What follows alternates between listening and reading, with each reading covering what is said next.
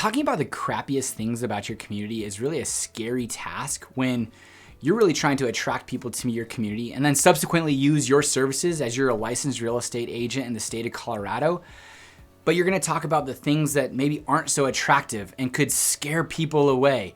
But that's exactly what this video is. It's gonna be a pros and cons video of Fort Collins, Colorado, 2023. Now, it took me a while to get comfortable with talking about some of the downfalls of Fort Collins, but understanding that people have perspective from all different parts of the country, world, and even the state, some things aren't necessarily as bad, so give it to them straight. Let them decide for themselves if Fort Collins is the place for them. There have been other videos, the cons of Fort Collins, the pros and cons of 2022, pros and cons, the original. You should watch all those videos. Take all those things into consideration. We've talked about diversity, public transportation.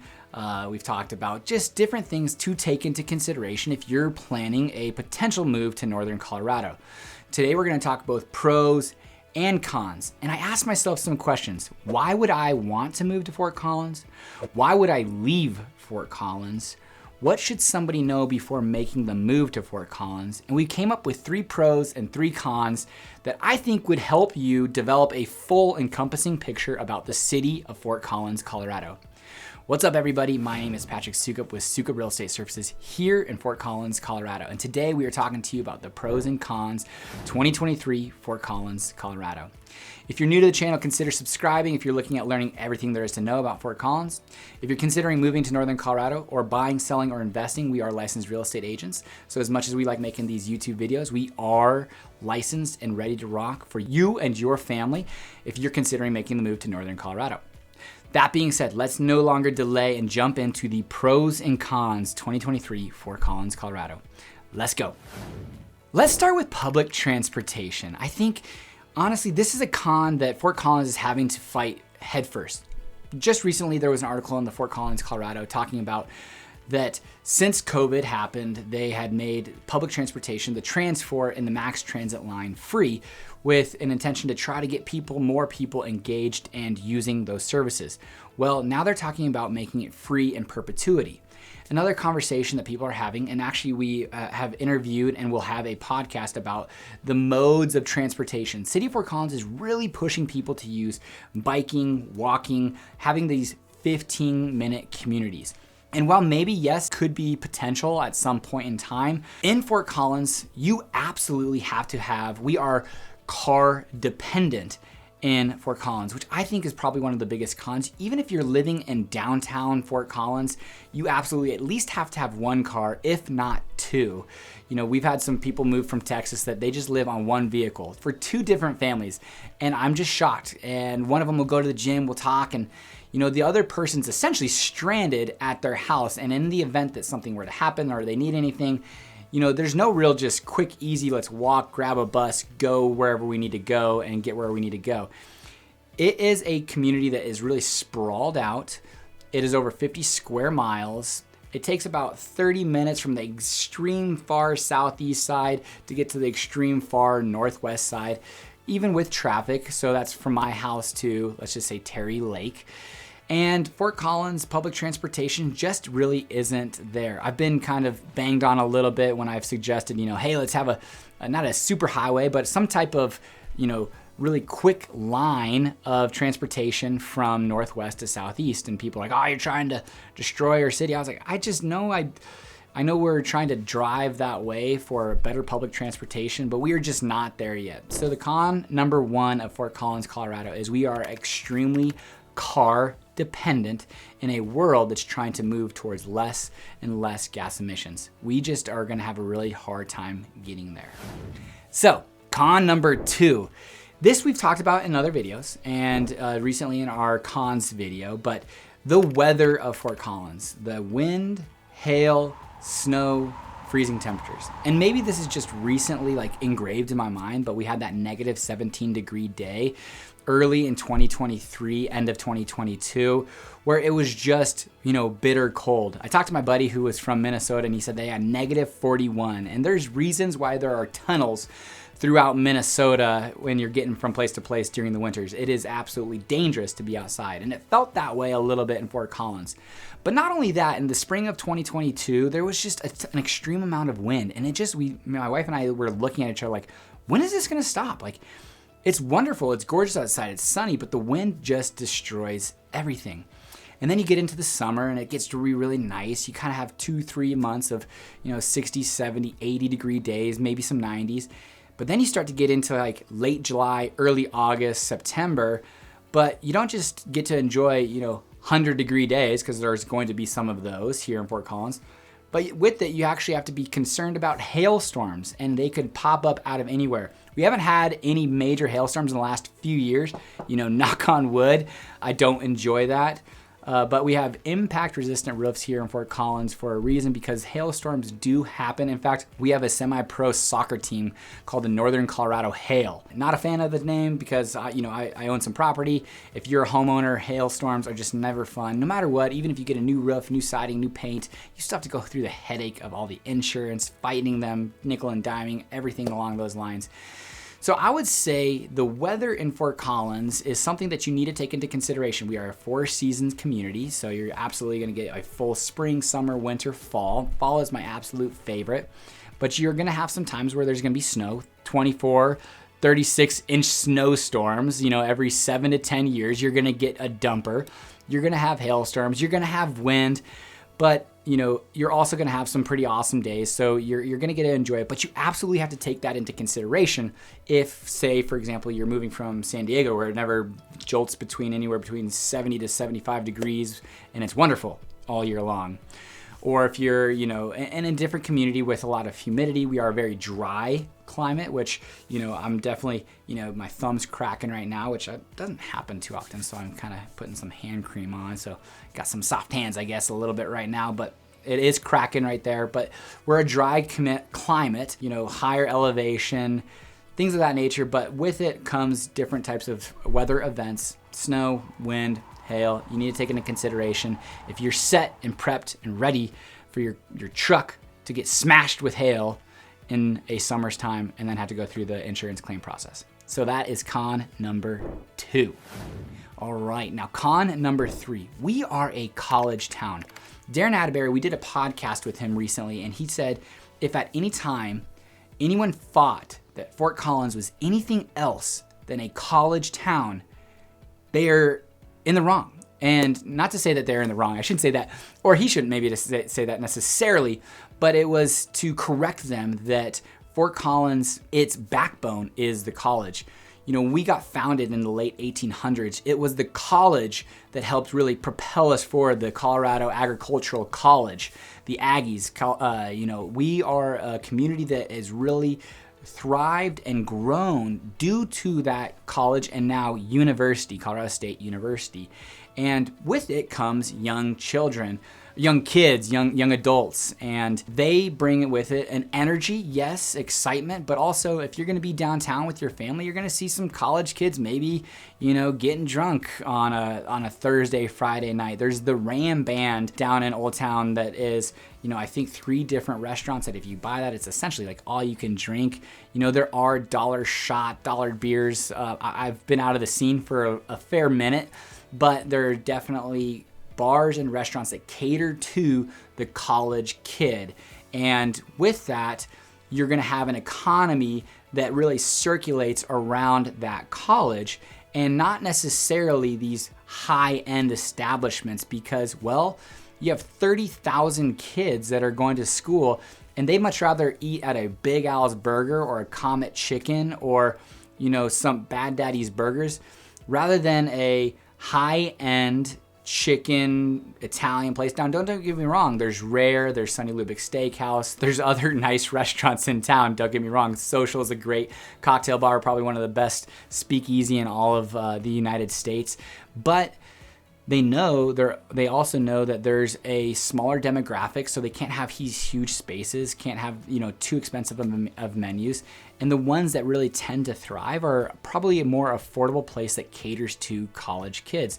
So if you're gonna move to Fort Collins, you have to understand and realize that our economy really does have a strong foundation in that university, and a lot of the businesses and economies around it are going to cater to those 30,000 kids and not necessarily have the Michelin rated restaurants that you might find in a Chicago, New York, or Boston.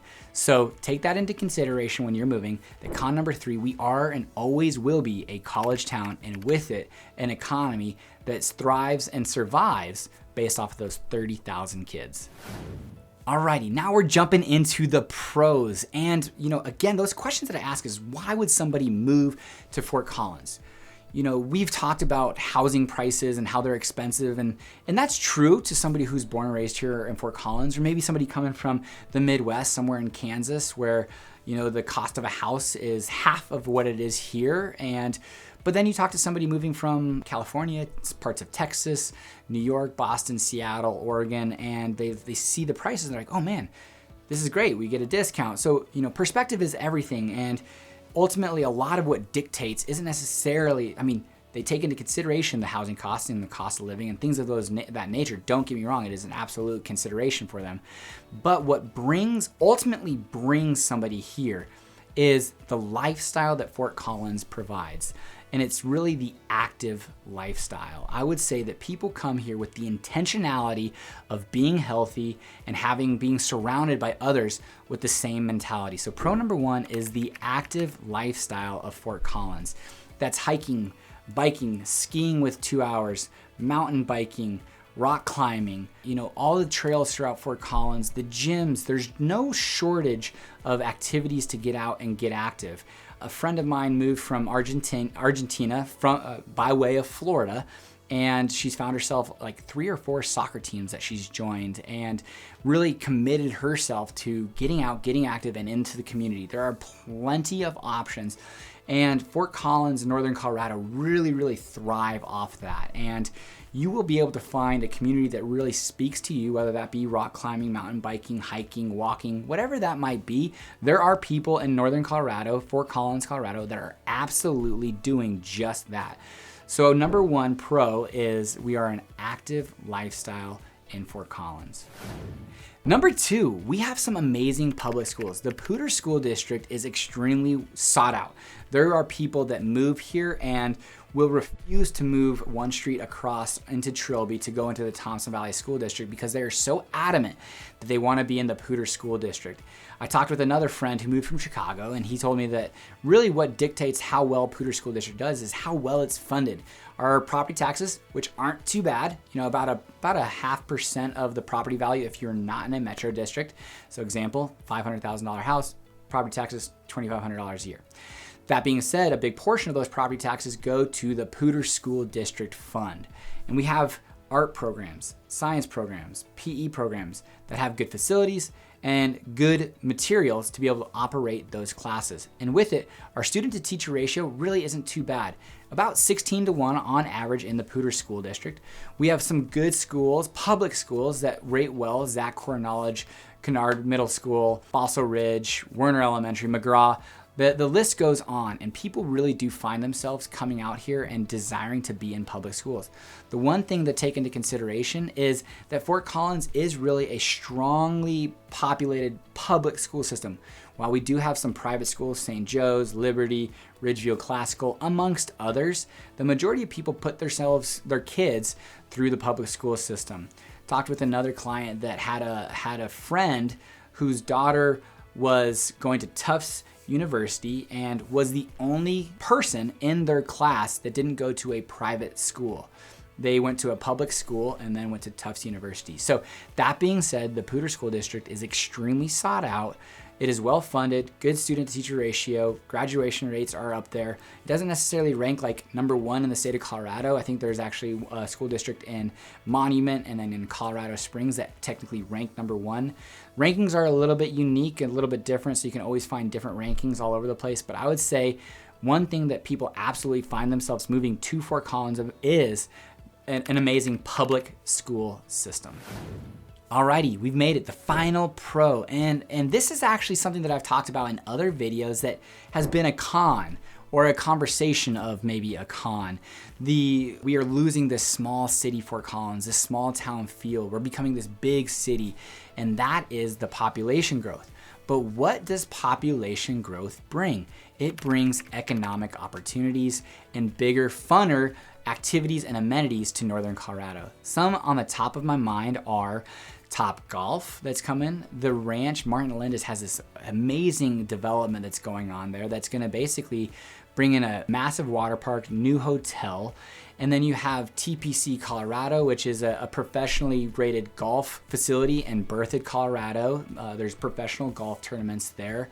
We're gonna have a 35,000 square foot basketball facility that's built right in Fort Collins here. It's going through the review process right now. Power to Play Sports, the Summit, all of your amenities that you would expect in a big metropolis like Denver are coming to Fort Collins. I don't necessarily ever see us having any professional teams, but we have plenty of semi-pro baseball teams and soccer teams that are around, and more to come. And we are building like the Future Legends Stadium, with a stadium that can house semi-pro teams here in Northern Colorado. And I should preface this, that this isn't just Fort Collins. Top Golf is gonna be technically in Timnath, Colorado.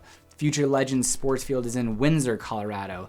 The ranch is technically Loveland, Colorado. But they're in this tri-city area with this growth that is going to reach 1 million people soon enough. Amazon built a 3 million square foot delivery center, so you're gonna have same day delivery available to you here in Fort Collins here very, very soon. And that wouldn't happen without the growth.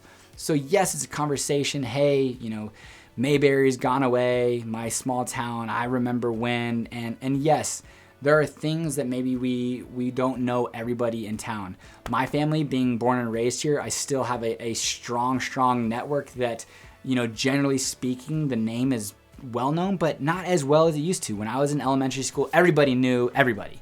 And now I think you're at least 2, maybe even 3 touches away from knowing everybody in Fort Collins. We're about 180,000 people in Fort Collins, but like I said, between Weld County and Larimer County, we're gonna reach 1 million people probably within the next decade to 20 years. And that's just pretty phenomenal in the sense of all of the commercial opportunities that will come with it. Businesses do their research. Amazon, when they decided to put their facility here, needing 1,000 people to be employed, knew that they could pull from Estes, Longmont, Loveland, even Cheyenne and Wellington, that they would come, and this area of Northern Colorado would be able to fulfill those 1,000 positions. These companies that are much smarter than I am and have their specific parameters of when they're looking for communities are eyeballing Fort Collins. I mean, now we have the Costco's and all the different shopping areas and Shields and Johnstown that we just wouldn't necessarily have. So while yes, the growth is tough for some to swallow, with it comes great opportunities and amenities that I'm excited to see now and moving forward. There you have it. Those are some questions that maybe you've asked yourself, like why would I move to Fort Collins, or why would I leave Fort Collins? And hopefully this video has helped a little bit to complement other videos that are out there. And if you haven't watched those, definitely go watch some of these videos, pros and cons 2022, cons of Fort Collins, and see if these things are acceptable to you and yours if you're considering making a move to Northern Colorado. Until next time, take care.